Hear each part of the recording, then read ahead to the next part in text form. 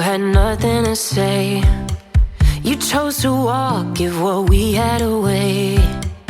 I hope you get what you're looking for. Hello mga friends! Kumusta na kayong lahat? Sana okay lang kayo. I'm Joby. If you are new here, we live in Spain.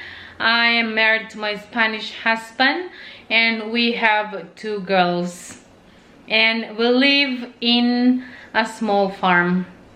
Welcome to our channel. Alright mga friends, so nandito na yung isang crate natin na onions. As you can see, na bumaba na yung ano niya mga friends. Before, as in na punong-puno siya. But, every time I cook and I need onions, of course, I have to use this ones. So, that's one crate. And here's another box, mga friends. And, some nakaganito pa sila. As you can see, hindi pa totally dry, this one, mga friends. Ayan.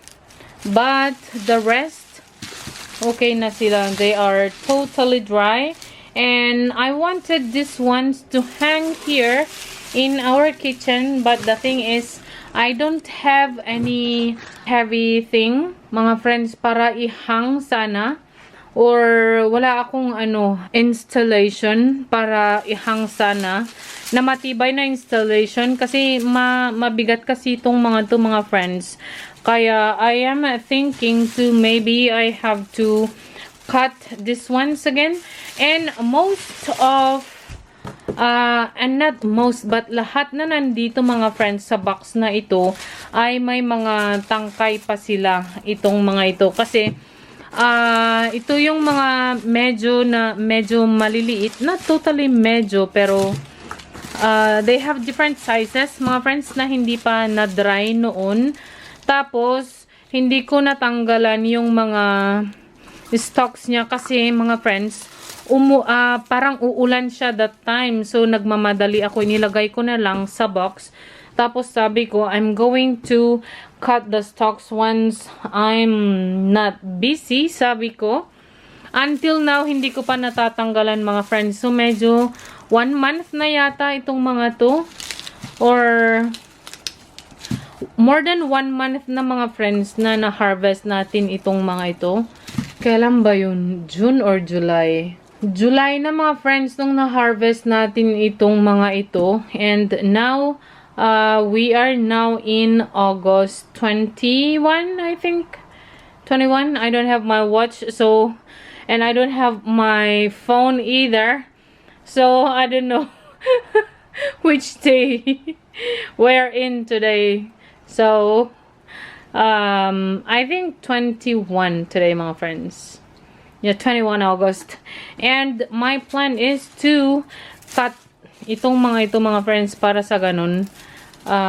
Hindi sila mabulok. Hindi naman yata sila mabulok. But, I really want to make sure kasi walang airflow itong box na yan, mga friends, as you can see. Ayaw kong marat sila. So, maybe, yeah, that's what I'm going to do today, this afternoon.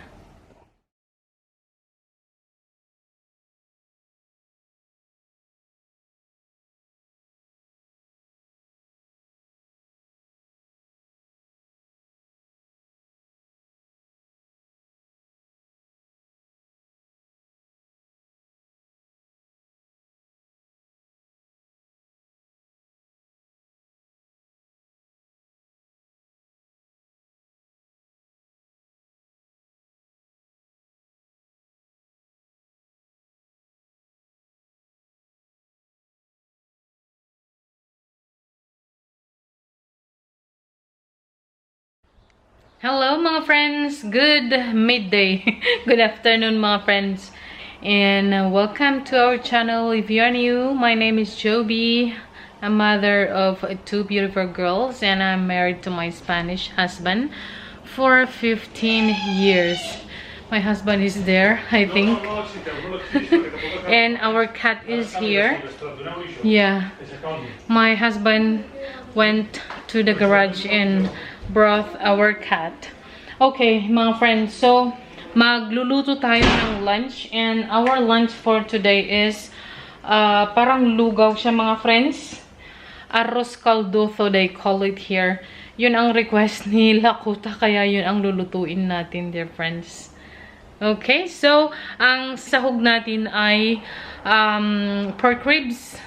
You can use any meat you have, dear friends. And also an onion, ginger, and garlic. So yun lang mga friends. Tapos spices, you can add spices, anything that you like. And then I have to boil eggs as well, para yun din ang ilagay natin. Yeah, and yeah, magluto na tayo. I think my pot is quite big. I think my pot is quite big, dear friends. So I think we have visitors maybe.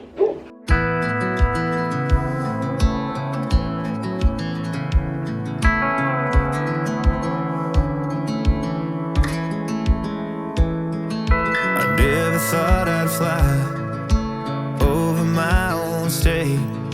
Something about those city lights were calling out my name. Now mama, don't you cry. You know there'll come a day where I come visit you at home. And if I never stay, the same old worn out welcome sign with population getting by, crossing that county line brings back the good old days, with the same old station on the side of that homegrown two-lane paradise, watching that midnight sky you don't see in LA. This big world will always change, but the small town will stay the same.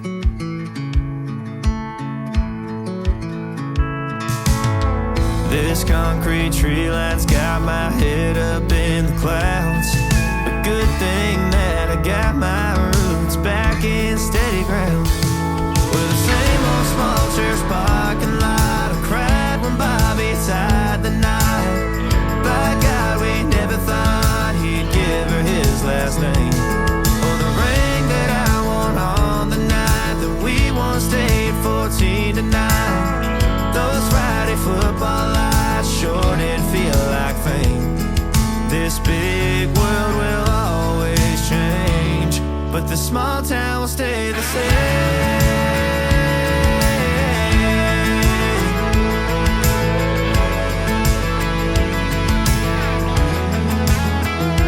Five-piece freeways led to freedom. Thought I'd leave and find my way, but when this big map tide breaks me down, I go back to the place where the same old worn out welcome sign with population getting by, crossing that county line brings back the good old days.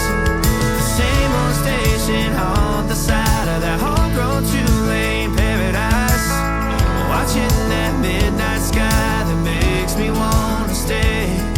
This big world will always change, but the small town will stay the same.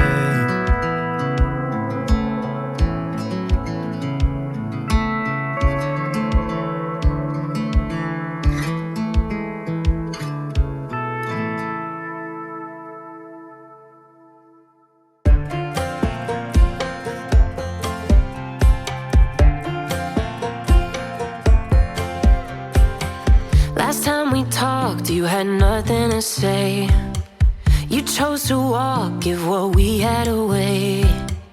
I hope you get what you're looking for, but babe, with me, you close the door on everything we could have been. Don't go thinking we could be friends. No, you can't bring us back from the dead, 'cause when you know, you know, and when you don't, when it ends, it ends. When it ends, it ends.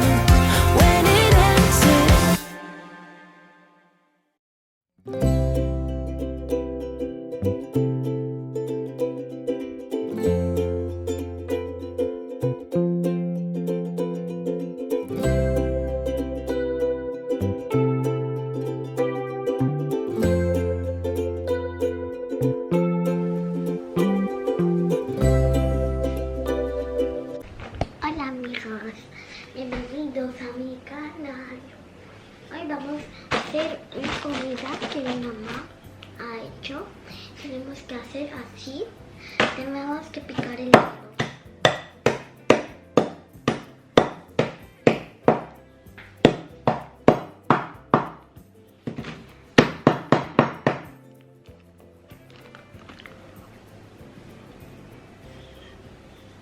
Mirad.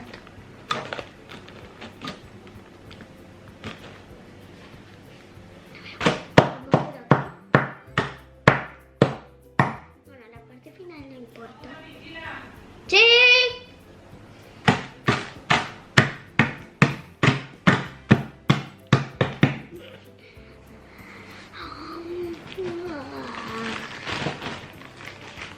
Sabía todo.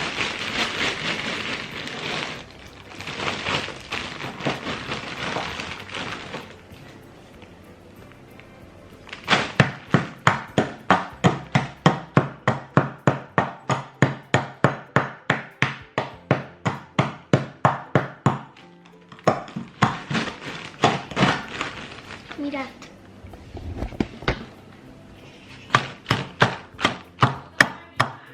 Mal. Aquí. Pero si se escapa, es mala noticia para todos. Escapa mucho. Soy así.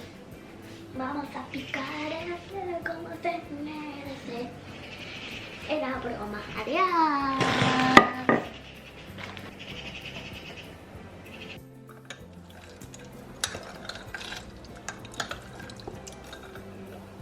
Welcome to the last days of summer.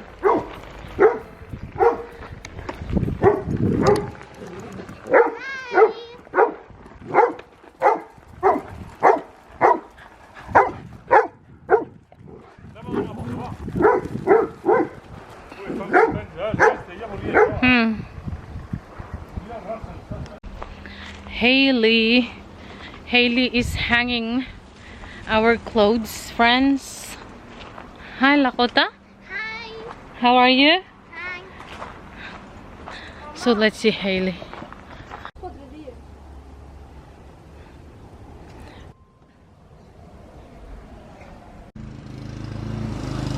Alright, friends, so my husband is mowing our front yard.